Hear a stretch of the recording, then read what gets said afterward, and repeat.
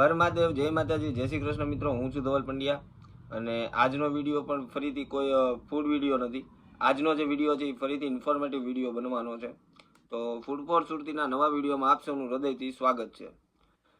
મિત્રો, આજનો સમય એવો છે કે લોકોને શોર્ટમાં ઝડપથી કામ જોઈએ છે અને એ કામ આપણને આપવાનું છે ચેટ જીપીટી। હા મિત્રો, આજનો વિડીયો છે ચેટ જીપીટી ઉપર। ચેટ જીપીટી શું છે થી લઈ ચેટ જીપીટી કામ કેવી રીતે કરે છે, શું આપણે એમને આપવું જોઈએ, આ દરેક વસ્તુ હું તમને બતાવવાનો છું। જો તમારે સેમ વિડીયો જેમિનીનો જોવો હોય તો તમે મને કોમેન્ટ કરજો, એટલે હું જેમિની ઉપર પણ વિડીયો બનાવીશ। હવે નવા બિગનર્સ છે, ઘણા બધા પ્રોબ્લેમ ફેસ થતા હોય કે ભાઈ કીવર્ડ્સ કેવી રીતે લખવા, ડિસ્ક્રિપ્શન કેવી રીતે લખવું, ટાઇટલ કેવી રીતે લખવું, થંબનેલ કેવી રીતે બનાવવું। સૌથી મોટો પ્રશ્ન કે જે અમે લોકોએ પણ ફેસ કરેલો કે ભાઈ આપણો વિષય કયો પસંદ કરવો, તો આપણે કેવું કરવું જોઈએ, કેવા વિડીયોઝ બનાવવા જોઈએ, એની અંદર ડિસ્ક્રિપ્શન કેવી રીતે લખવું જોઈએ, બધી જ વસ્તુની ડિટેલ્સ આજે હું તમને આપવાનો છું આપણા આજના વિડીયોની અંદર। હવે હું તમને લઈ જાઉં છું મારા ફોનની સ્ક્રીન ઉપર। તમે જોઈ શકો છો કે આમાં મેં ચેટ જીપીટી હું ઓપન કરું છું અને એને હું એવું કહીશ, આજે આપણે છે ને ગુજરાતીમાં વિડીયો બનાવવો છે, એટલે હું આમાં ગુજરાતીમાં લખીશ, જોઈએ કે આપણને ગુજરાતીનો જવાબ કેવો આપે છે। તમને ડિસ્પ્લે ઉપર દેખાતી જશે મારી સ્ક્રીન। તો હું આને કહું છું કે નવા લોકો કે જે યુટ્યુબ સ્ટાર્ટ કરવા માંગે છે એને કેવા વિષય પસંદ કરવા જોઈએ, કંઈક સલાહ આપ। તો તમે જોઈ શકો છો કે આપણે એને પૂછી લીધું છે અને હવે એ આપણને જવાબ આપશે કે આપણે કઈ ટાઈપના વિડીયોઝ બનાવવા જોઈએ, કયા ટાઈપ્સના બધું કરવું જોઈએ।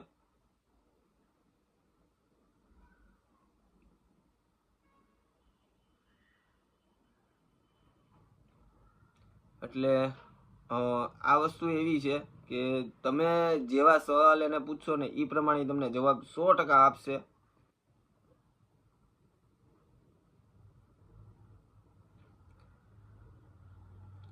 તમે જોઈ શકો છો કે એને આપણને જવાબ આપવાનું સ્ટાર્ટ કરી દીધું છે।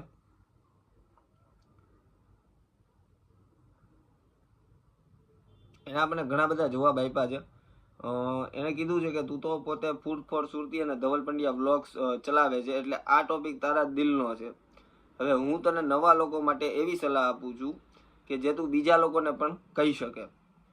મતલબ હું મારી ચેનલ તો એમને મારાની અંદર લોગિન છે, એટલે એમને ખ્યાલ જ છે ચેટ જીપીટીને કે હું કયા ટાઈપ્સના વિડીયો બનાવું છું, પણ જે બીજા લોકો છે કે જે નવા લોકો યુટ્યુબની અંદર આવવા માગે છે એને કઈ ટાઈપ્સના વિડીયો બનાવવા જોઈએ એ પણ હવે આપણને જણાવે છે।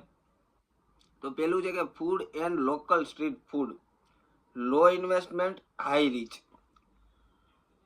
હવે આ વસ્તુ એવી છે કે જે હું કરું છું, ફૂડ વિડીયોઝ જે આપણે કહીએ છીએ એ વસ્તુ, તો એ આપણને એવું કહે છે કે આમાં શું સારું છે, શું કામ એમ। તો પેલો પોઈન્ટ એવો છે કે મોબાઈલથી પણ શૂટ થઈ જાય। બીજો એનો ઓપ્શન એ છે કે લોકો હંમેશા ખાવાનું જોવાનું પસંદ કરે છે। અને ત્રીજો એનો પોઈન્ટ એના હિસાબથી એવો છે કે તમે લોકલમાં ફેમસ થઈ જાઓ। ખાસ કરીને જો કોઈ સુરત, રાજકોટ, અમદાવાદ જેવા શહેરમાં હોય તો લોકલ સપોર્ટ્સ કવર કરી શકે છે, લોકલ સ્પોર્ટ્સ। બીજો ઓપ્શન એને આપણને આપ્યો છે ગેમિંગ ચેનલ। અત્યારે છે ને યુવાનોમાં બહુ ટ્રેન્ડિંગ છે ગેમિંગ ચેનલ્સ। બીજું ફેસ કેમ અને કોમેન્ટ્રીથી કનેક્શન વધે। ત્રીજું શોર્ટ્સમાં ગેમિંગ ક્લિપ્સ વાયરલ થાય, જે મેં ઘણી બધી વખત મેં પોતે પણ નોટિસ કર્યું છે કે ભાઈ જે ગેમિંગની ક્લિપ્સ હોય ને એ બહુ વધારે વાયરલ થતી હોય છે। પણ એક વસ્તુ એમાં એને એવું કીધું છે કે ધ્યાન રાખવું જોઈએ કે માત્ર ગેમ પ્લે નહીં, એમાં મજા, રિએક્શન, ગાઈડ અને ટ્રિક્સ પણ આપવી। ત્રીજો વસ્તુ છે કે ડેઈલી લાઈફ વ્લોગ્સ। આ એક ઓપ્શન મારા હિસાબથી હું છે ને બહુ ઇઝી સમજુ છું। ડેઈલી લાઈફ વ્લોગ્સ કે ભાઈ તમે દિવસ દરમિયાન શું કરો છો, ક્યાં જાઓ છો, કેવી રીતે જાઓ છો, કોને મળો છો, આ બધી વસ્તુ તમારે બતાવવાની હોય છે। તો એને પણ સેમ એ જ વસ્તુ કીધી છે કે કોઈ ખાસ સ્કિલ નથી જોઈએ, રિયલ લાઈફ લોકો જોડાય। અને સતત કન્ટેન્ટ મળે. સતત કન્ટેન્ટ મળે મીન કે તમે સવારમાં જાગીને દરરોજ સવારે શું કરો છો, ક્યારે ઉઠ્યા, ક્યારે નાહ્યા, પછી ક્યારે ફ્રેશ થઈને તમે તૈયાર થયા, આ બધી જ વસ્તુ તમારા આખા ડેલી લાઈફનું રૂટીન આવી જાય એની અંદર. હું ડેલી સાંજે 6:30 વાગે રીલ અપલોડ કરું છું. તો સેમ વસ્તુ આ પણ કહે છે કે તમે જેમ તું રોજ સાંજે 6:30 PM અપલોડ કરે છે, એમ નિયમિતતા બહુ જ મહત્વની છે. નોલેજ અને એજ્યુકેશન. જો કોઈ તમે નોલેજ અથવા એજ્યુકેશન આપતા વિડીયોઝ બનાવતો હોય, જેમ કે સરકારી નોકરીની તૈયારી, ઇંગ્લિશ સ્પીકિંગ, મોટિવેશન, ટિપ્સ, તો આ પણ બહુ સારું છે. આમાં આનું કેવું એમ છે કે આમાં RPM પણ સારું મળે, એટલે કે અર્નિંગ પણ બહુ સારું મળે છે. પછી છે કોમેડી અથવા તો શોર્ટ્સ કટ્સ. હવે relatable content, viral chance high. આના રિલેટેબલ વિડીયો હશે, કોમેડી હશે, થોડાક નાના વિડીયો શોર્ટ્સ હશે, તો આ વસ્તુ વાયરલ થવાના ચાન્સ વધારે છે. ક્લાસરૂમ જોક્સ હોય, ફેમિલી સીન હોય, ગુજરાતી સ્ટાઇલ કોમેડી તો અત્યારે ગજબ ચાલે છે ભાઈ. ઘણા બધા એવા ગુજરાતી ક્રિએટરો છે, જેમ કે SP ઇન્ડિયા છે, પછી કુશલ મિસ્ત્રી છે, પછી દેવ રાવલ છે. એવા ઘણા બધા ક્રિએટરો એવા છે કે જે ખૂબ સારા એવા વિડીયો બનાવે છે અને લોકોની સાથે જોડાઈને ખૂબ લોકોનો પ્રેમ પણ અત્યારે મેળવી રહ્યા છે. હવે આપણે એને બીજો સવાલ પૂછશું કે મારે કોઈ પણ એક વિડીયો બનાવવો છે, તું મને સ્ક્રિપ્ટ લખી આપ. ધારી લે કે કોઈ વ્યક્તિ વિડીયો બનાવવો છે, તો સારી સ્ક્રિપ્ટ લખ. ફોર એક્ઝામ્પલ આપણે લઈએ કે ફૂડ બ્લોગ માટે, બરાબર છે, ફૂડ બ્લોગ માટે અને શૂટ પાઉંભાજીનું છે. સપોઝ આપણે એક પાઉંભાજીનું શૂટ કરવા જવાનું છે અને એની આપણે સ્ક્રિપ્ટ લેવી છે. હવે જગ્યાનું નામ આપણે આપી દઈએ, જગ્યાનું નામ છે રાધે પાઉંભાજી. આના ઉપર તું મને સ્ક્રિપ્ટ આખી લખી આપ. એટલે આપણને છે ને આખી પ્રોપર સ્ક્રિપ્ટ લખી આપશે, જો તમે જોઈ શકો છો.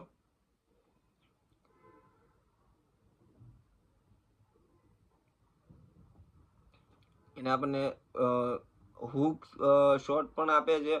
મેઇન વસ્તુ યુટ્યુબની અંદર છે ને હુક છે, કે લોકો સ્ટાર્ટિંગથી જ કંઈક એવું હોવું જોઈએ કે લોકો તમારા વિડીયોમાં તમારી સાથે જોડાયેલા રહી. તો એને આપણને આપ્યું છે કે સુરતમાં જો તમને સાચી મખનદાર પાઉંભાજી ખાવાની હોય ને, તો આજે હું આવી ગયો છું રાધે પાઉંભાજી પર. આ ભાજી જોઈને જ મોઢામાં પાણી આવી જાય. આ છે રાધે પાઉંભાજી.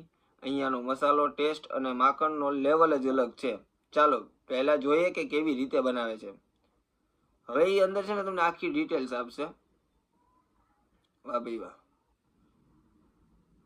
હવે આપણે એને એમ કહીશું કે મારે આ વિષય પર ડિસ્ક્રિપ્શન જોઈએ છે.